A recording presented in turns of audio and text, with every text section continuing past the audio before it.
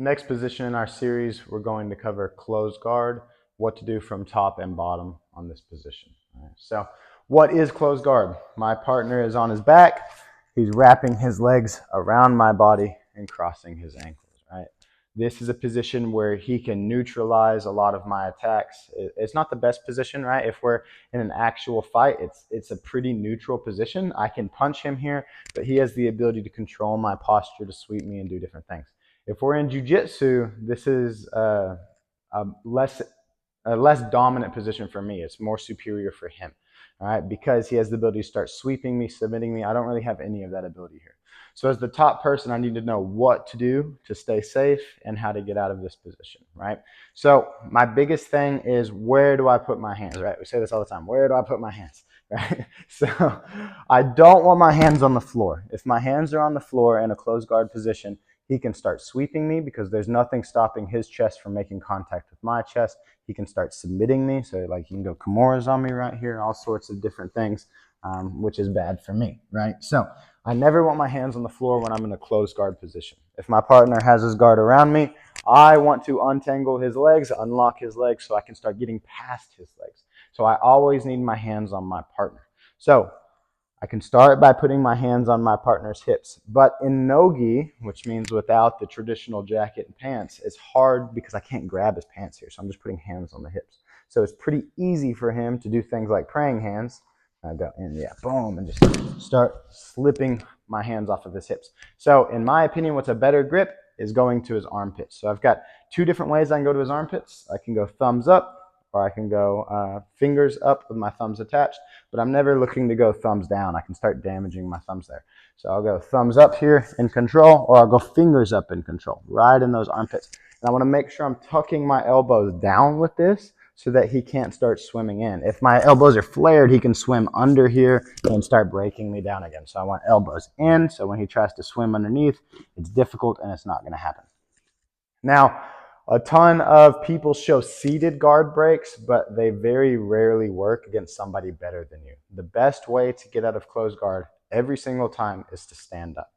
We have different ways to do this, some complicated, some simple, but all I'm looking to do here is I'm looking to get to my feet. My goal should be take my head over his head, okay, and just hop to my feet. All right.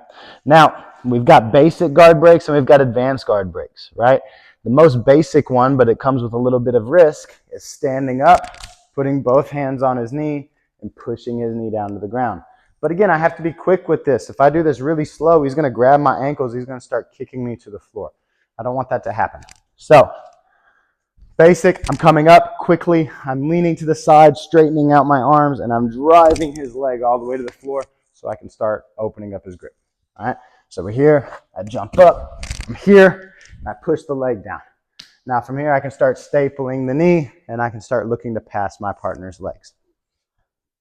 My second option, which is the better option but more difficult option, is bringing my knee between his tailbone, okay, right between his legs here, to where I can start splitting his guard. So as I jump to a top position, I'll look to bring one knee in, step one leg back, climb to the hips, and start letting that knee split his legs.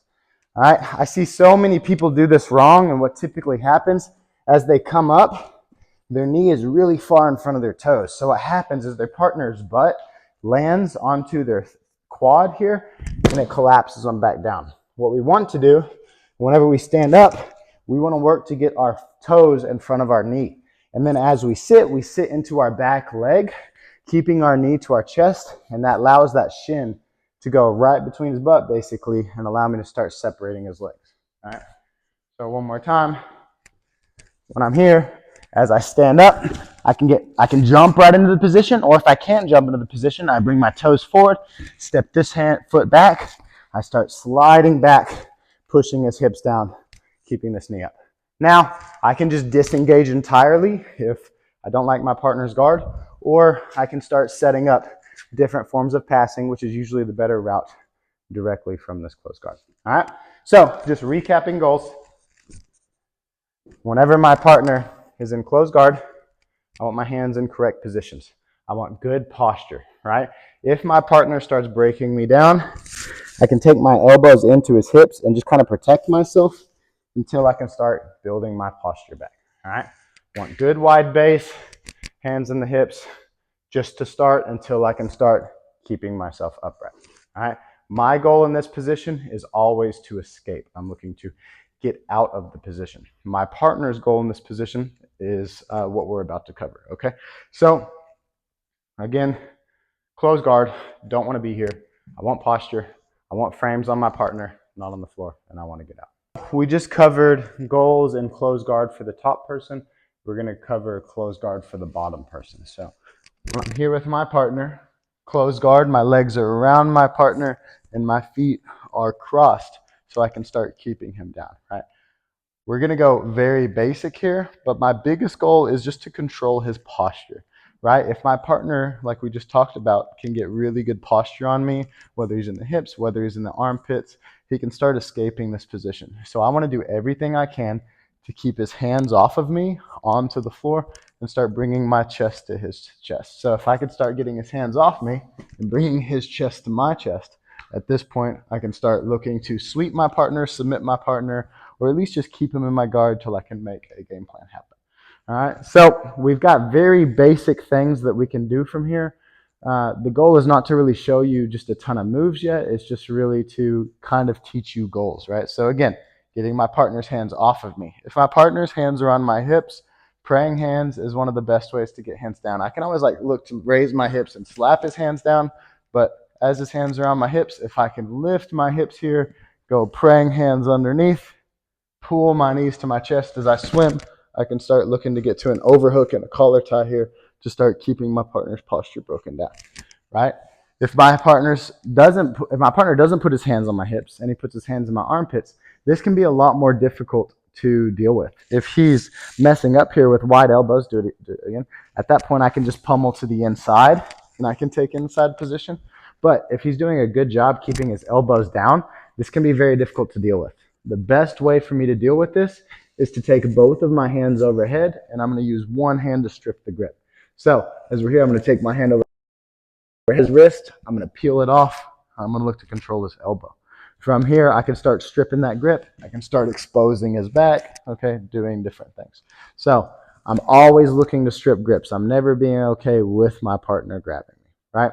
Now, from here, my goals are to sweep him or submit him, right? Or take his back. I'm sorry. Sweep, submit, or take my partner's back.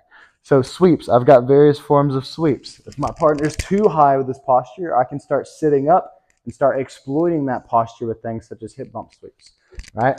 I can do different forms of sweeps like pendulum or scissor, other things that I can start doing from here. I can always just bring my legs back in and kick them away, right? But at that point, I'm losing, the stability of my closed guard. So maybe not always the best option. Okay. From there, I can start submitting my partner. So I've got arm bars and triangles and guillotines. Those are usually like your most basic three, maybe Kimuras as well. But I can start coming through. Let's turn for this. I can start coming through and setting up submissions on my partner, right? And again, we're not getting into the complexities of that, but I'm just saying my goals can be to start submitting my partner. And then lastly, I can start taking my partner's back. And this should be one of your main goals in this position. Anytime I can get my partner's elbow across my center line, and what is a center line? A center line is just this imaginary line that runs from my nose to my belly button. Anytime I can just get his elbow across that center line, I can start exposing his back. It doesn't matter how you start exposing or how you start getting this across the center line. If I can start getting this across the center line from here, I can start coming up to my partner's back, exposing it, and now I'm in a really offensive position where I can start submitting my partner. Okay? So, not too heavy into the details of what we do in the closed guard position, but just kind of an idea with some basic goals. If I can look to sweep my partner, submit my partner, or take my partner's back from closed guard, it puts me in a really good position. All right? If you want more information from here, you can start looking up closed guard submissions, closed guard sweeps, ways to take the back. You can always dive deeper, but this will be a good introduction into what closed guard is.